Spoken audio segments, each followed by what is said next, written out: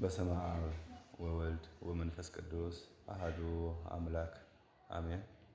ስብሐት ለእግዚአብሔር ለዘአብጽሐነ እስከዛቲ ሰዓት። በቸርነቱ ብዛት በምህረቱ ብዛት ጠብቆ ለዚህ ዕለት ለዚህ ሰዓት ያደረሰን ልዑል አምላካችን እግዚአብሔር ስለማይነገር ስጦታው ስሙ ለዘላለም የተመሰገነ ይሁን። የተከበራችሁ የልዑል እግዚአብሔር ቤተሰቦች እንኳን ለዚህ ታላቅ በዓል ለደብረ ታቦር በሰላምና በጤና ጠብቆ አደረሳችሁ አደረሰን። በማቴዎስ ወንጌል ምዕራፍ 17 ከቁጥር 5 ጀምሮ ስንመለከት በእርሱ ደስ የሚለኝ የምወደው ልጄ ይህ ነው፣ እርሱን ስሙት የሚል ኃይለ ቃል እናገኛለን። እንግዲህ እግዚአብሔር አምላካችን የደብረ ታቦርን በዓል እንድናከብር ከታዘዝንበት ምክንያት ታላቁን ብርሃነ መለኮቱን የገለጠበትና ምስጢረ መለኮቱን ለሕዝብ ለአማኞቹ ለክርስቲያኖቹ የገለጠበት ዕለት ነው ደብረ ታቦር ማለት። እንግዲህ ደብረ ታቦር የምንለው ቦታውን ነው፣ ተራራውን ነው። የማቴዎስ ወንጌል ምዕራፍ 17 ከቁጥር 1 ጀምሮ ስንመለከት ከ6 ቀን በኋላ ጌታ ኢየሱስ ጴጥሮስን ያዕቆብንና ወንድሙ ዮሐንስን ይዟቸው ወደ ረጅም ተራራ ወጣ ይለናል። እንግዲህ ከ6 ቀን በኋላ ሲል ክርስቶስ ከ6 ቀን በፊት ደቀ መዛሙርቱን ሰዎች የሰውን ልጅ ማን እንደሆነ ይላሉ፣ መነ ይብልዎ ሰብእ ለወልደ እጓለ እመሕያው፣ የሰውን ልጅ ሰዎች ማን ይሉታል ብሎ ጠይቋቸው ነበረ። በዚህም የመሰላቸውን ኤልያስ ነህ፣ ሙሴ ነህ ይሉሃል፣ ኤርምያስ ነህ ይሉሃል፣ ያም ባይሆን ከነቢያት አንዱ ነህ፣ መጥምቁ ዮሐንስ ከሙታን ተነስቶ ነው እያሉ ነው የሚል የመሰላቸውን ጠይቀውት ነበርና አንትሙሰ መነ ትብሉኒ፣ እናንተስ ማን ትሉኛላችሁ ብሎ በጠየቃቸው ጊዜ ታላቁ ቅዱስ ጴጥሮስ አሁን ወደ ተራራው ይዞት የወጣው ሐዋርያ አንተ ውእቱ ወልደ እግዚአብሔር ሕያው፣ አንተ ውእቱ ክርስቶስ ወልደ እግዚአብሔር ሕያው፣ አንተ ክርስቶስ የሕያው እግዚአብሔር ልጅ ነህ ብሎ መስክሮ ነበርና ከዚህ ቀን ጀምሮ ነው 6ኛ ቀን ብሎ መጽሐፍ የሚቆጥረው ማለት ነው። እና በዚህን ጊዜ ከ6 ቀን በኋላ ይዟቸው ሦስቱን ወደ ረጅም ተራራ ወጣ። በዛም በፊታቸው ተለወጠ፣ መልኩም እንደ ፀሐይ አበራ፣ ልብሱም እንደ በረዶ ነጭ ሆነ ይላል። በዚህ ጊዜ ሙሴና ኤልያስ ከክርስቶስ ጋር ሲነጋገሩ ደቀ መዛሙርት ተመለከቱና ቅዱስ ጴጥሮስ እንዲህ አለ፣ በዚህ መኖር ጌታ ሆይ በዚህ መኖር ለእኛ መልካም ነው። 3 ዳሶችን እንስራ፣ አንዱ ለአንተ፣ አንዱ ለኤልያስ፣ አንዱም ለሙሴ ይሆናል ብሎ ቅዱስ ጴጥሮስ ይህንን በሚናገርበት ጊዜ እነሆ ደመና መጥቶ ጋረዳቸው። ከደመናውም ይህ የምወደው ልጄ ነው እርሱን ስሙት የሚል ድምፅ ሲሰሙ ደቀ መዛሙርቱ ይህንን ቃል መቋቋም ባለመቻላቸው ወደ ምድር ወደቁ። ከዚህም በኋላ ጌታ ኢየሱስ መጣና ሲያነሳቸው ከክርስቶስ በቀር ማንንም አላዩም ይላል። እንግዲህ በዚህ ዕለት የምንመለከተው ትልቁ ነገር የኢየሱስ ክርስቶስን ዘላለማዊ አምላክነት ነው። ከ6 ቀን በፊት ሙሴ ነህ ይሉሃል፣ ኤልያስ ነህ ይሉሃል፣ መጥምቀ መለኮት መጥምቁ ዮሐንስ ከሞት ተነስቶ ነው ይሉሃል እያሉ የመሰላቸውን ተናግረው ነበርና ጴጥሮስ ግን አንተ ውእቱ ክርስቶስ ወልደ እግዚአብሔር ሕያው፣ አንተ ክርስቶስ የሕያው እግዚአብሔር ልጅ ነህ ብሎ ገልጾለት ተናግሮ ስለነበረ ይህንን የገለጠልህ ስጋዊ ደማዊ ነገር አይደለም፣ ይህን የገለጠልህ የሰማይ አባቴ ነው ብሎ ክርስቶስ መስክሮለት ነበረ። እና አሁን የሰማይ አባቱ ራሱ መጥቶ በዚህ በደብረ ታቦር ተራራ ላይ ነቢያትም ሐዋርያትም በተሰበሰቡበት በአንድነት ባሉበት ዝንቱ ውእቱ ወልድየ ዘአፈቅር ዘቦቱ ሰመርኩ ወሎቱ ስምዕዎ፣ ይህ የምወደው ልጄ ነው እርሱን ስሙት፣ በእሱ እኔ ደስ ይለኛልና እሱን ስሙት ብሎ ነበረ። እንግዲህ ክርስቶስ በደብረ ታቦር ተራራ ላይ ለምን አደረገ፣ ምስጢረ መለኮቱም ለምን ገለጠ ሲል እንግዲህ ክርስቶስ በወደደው ያድራል፣ በወደደውም ይገለጣል። በወደደው ሰው ላይ አድሮ ያስተምራል፣ ይናገራል፣ ተአምር ይሰራል። በወደደውም ቦታ ላይ ደግሞ ሆኖ ክርስቶስ ደግሞ ምን ያደርጋል? ይገለጣል። ብርሃነ መለኮቱን ገልጧል በደብረ ታቦር ተራራ ላይ። ነቢዩ ዳዊት በመዝሙር 67 ከቁጥር 6 ላይ ስንመለከት ደብር ዘሰምሮ እግዚአብሔር የሐድር ውስቴቱ፣ እግዚአብሔር በውስጡ ለማደር የመረጠው ተራራ ይለዋል። ይህንን ተራራ ማለት ነው። እግዚአብሔር በውስጡ ለማደር ክብሩን ለመግለጥ የመረጠው ተራራ ነው ይላል። ይህ ብቻ አይደለም። በሌላም መዝሙር ሲናገር ታቦር ወአርሞንዔም በስመ ዚአከ ይትፌስሑ፣ ታቦርና አርሞንዔም በስምህ ደስ ይላቸዋል፣ በአንተ ይከብራሉ፣ በአንተ ይደሰታሉ ብሎ ነቢዩ ታላቁ አባታችን ቅዱስ ዳዊት ሲዘምር እናየዋለን ማለት ነው። እንግዲህ ይህ የደብረ ታቦርን በዓል የምናከብርበት ምክንያታችን ይህ ነው። ክርስቶስ የሰው ልጅ አለመሆኑን፣ ሰው ብቻ አለመሆኑን፣ ሩቅ ብእሲ አለመሆኑን፣ ዘላለማዊ አልፋና ኦሜጋ የዘላለም አምላክ መሆኑን የሰማይ አባቱ መጥቶ ይህ ልጅ ነው። እንግዲህ የእግዚአብሔር ልጅ እግዚአብሔር ነው። የሰው ልጅ ደግሞ ሰው ነው። ሰው የወላጆችን ባህሪ ነው የሚይዘው። ኢየሱስ ክርስቶስ እንግዲህ ቅድመ ዓለም ያለ እናት ከአብ የተወለደ የእግዚአብሔር ልጅ ነው። በማዕከለ ዓለም ደግሞ ዓለምን ለማዳን ያለ አባት ከድንግል ማርያም በሕቱም ድንግልና የተወለደ ደግሞ የሰው ልጅ ነው። ከዚህ የተነሳ ቃል ሥጋ ሆነ ወሐደረ ላዕሌነ እንላለን ማለት ነው። ቃል ሥጋ ሆነ በእኛም አደረ እንለዋለን።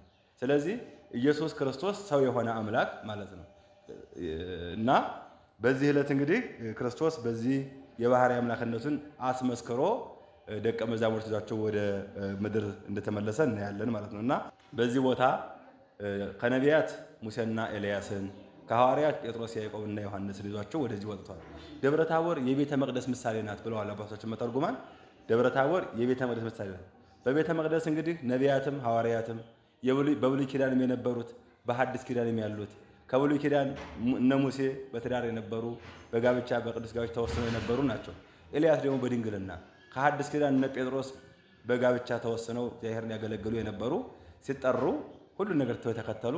ያዕቆብና ዮሐንስ ደግሞ በድንግልና የጸኑ እንደሆኑ መጽሐፍት ያትታሉ ማለት ነው እና ስለዚህ በቤተ መቅደስ ውስጥ የሚገኙ ሰዎች በእግዚአብሔር ያመኑ ከሆኑ ያገቡትም ያላገቡትም ባህታውያኑም መነኮሳቱም ጳጳሳቱም ካህናቱም ምእመናኑም ሴቶቹም ወንዶቹም በአንድነት ተሰብስበው እግዚአብሔርን ያመልኩታል ማለት ነው።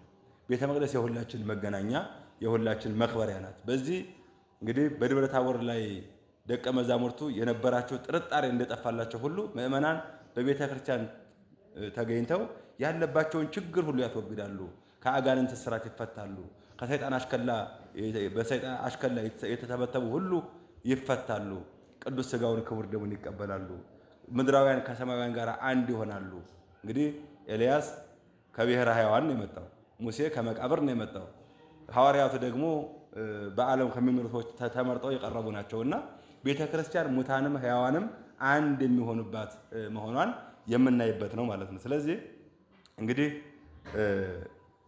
ትልቁ ነገር ርዕሳችን ይህ የምወደው ልጄ ነውና እርሱን ስሙት ብሎ አባቱ ኢየሱስ ክርስቶስ አምላክ ስለሆነ ልንሰማው እንደሚገባ ያስተማረበት ዕለት ነው ማለት ነው። ኢየሱስ ክርስቶስን ልንሰማው ይገባል፣ ልናዳምጠው ይገባል።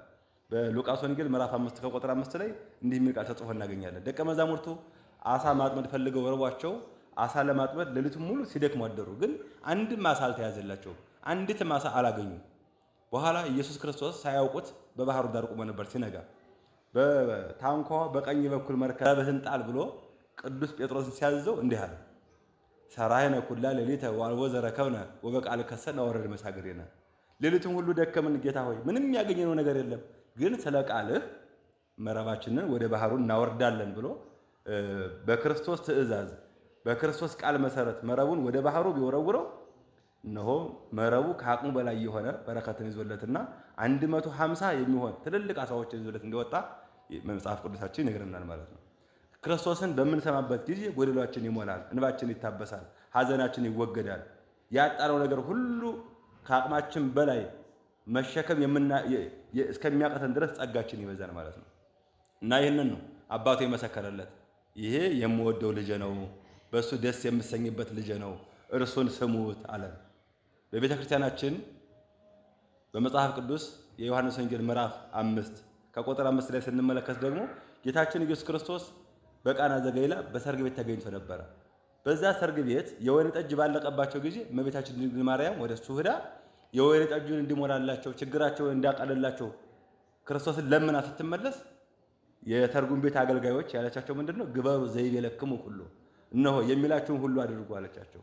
እነሱም ወደ ክርስቶስ ቢሄዱ የጋኖች የወይን ጠጅ ተጠምቆባቸው የነበሩ ጋኖቹን እስከ ላይ እስከ አፋቸው ድረስ ውሃ እንዲሞሉ አዘዛቸው። ከዛ በኋላ ቅድህዎ ቀርታችሁ ለአሳዳሪው ስጡት፣ ጤሟን ከረ ሊቀ መፋቅ ነው የሚለው። ስለዚህ ክርስቶስ የሚለንን ነገር ስናደርግ በሙሉ ጎደሏችሁ ሁሉ ከኛ ይወገድና በበረከት እንሞላለን። ጸጋችን ይበዛል፣ በረከታችን ይትረፈረፋል። እንዳውም ጸጋችን መሸከም እስከሚያቀተን ድረስ ይሆናል ማለት ነው። መሸከም እስከሚያቀተን ድረስ ይሆናል። ስለዚህ በዚህ በደብረ ታቦር የምንማረው ትልቁ ትምህርት ምንድነው? ክርስቶስ የሚለንን ኢየሱስ ክርስቶስ የሚለንን የሚያዘንን እንድንሰራ፣ በፍቅር እንድንኖር፣ በአንድነት እንድንኖር፣ ቤተክርስቲያናችንን እንድንወድ፣ እግዚአብሔርን እንድንታዘዝ ካህናትን እንድናከብር ነው። እንግዲህ በዚህ በደብረ ታቦር በዓል ላይ ምን ይደረጋል? ችቦ እናበራለን። በደብረ ታቦር ላይ የክርስቶስ ብርሃነ መለኮት ሲገለጥ ያ ቧ ብሎ የበራውን ብርሃን ለማሰብ ነው። አንደኛው ይሄ ነው። ሁለተኛው ክርስቶስ በደብረ ታቦር ብርሃነ መለኮትን በሚገልጥበት ጊዜ እረኞቹ ይህንን ነገር አይተው በመገረም በመደነቅ እዛው ቦታ ላይ ስላደሩ ወላጆቻቸው ለልጆቻቸው ስንቅ ለማድረስ ችቦ እያበሩ ሄደው ነበርና ይህን ለማሰብ ችቦ እናበራለን በደብረ ታቦር ማለት ነው።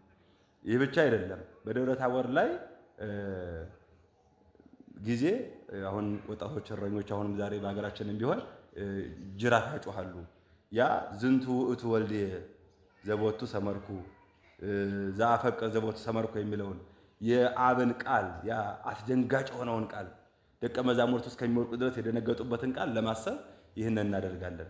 እንዲሁ ደግሞ በአካባቢያችን አሁን እንደሚታወቁ በባህላችን ያው የቡሄ በዓል የተባለ ዳቦ ሙልሙል ለልጆች ይሰጣል። ይሄ ደግሞ ታሪኩ በዚህ ዕለት እረኞች በበረሃ ስላደሩ ልጆች ጦማቸውን እንዳያድሩ እናቶቻቸው ሙልሙል ዳቦ ጋግረው ወስደውላቸው ነበርና ያን ለማሰብ ዛሬም በሀገራችን ዳቦ የተጋገረ ይሰጣል ማለት ነው። ከዚህ በዓል ፍጹም ክርስቲያናዊ ሃይማኖታችንን የምናጸናበት፣ ፍጹም ጥርጣሬ ከኛ የሚወገድበት፣ ሰይጣን ድል የሚነሳበት፣ ደቀ መዛሙርቱ አምነው በክርስቶስ ደስ ተሰኝተው እንደተመለሱ እኛም በቤተ ክርስቲያን መጥተን ጸልየን ሐዘናችንን አስወግደን መከራችንን አርቀን በበረከት ተጎብኝተን በጸጋ ተሞልተን ልንመለስ ይገባል። አገራችን ችግር ላይ ናት። ቤተክርስቲያናችን ችግር ላይ ናት። ወደ እግዚአብሔር ልናለቅስ በንባችን ሰላም ልናመጣ ይገባል። የበዓሉ በረከት የእመቤታችን የድንግል ማርያም ምልጃና ጸሎት፣ የቅዱሳን የነቢያት የሐዋርያት በረከት በሁላችን ላይ ይደርብን። በዓሉን የበረከት በዓል ያደርግልን። አሜን።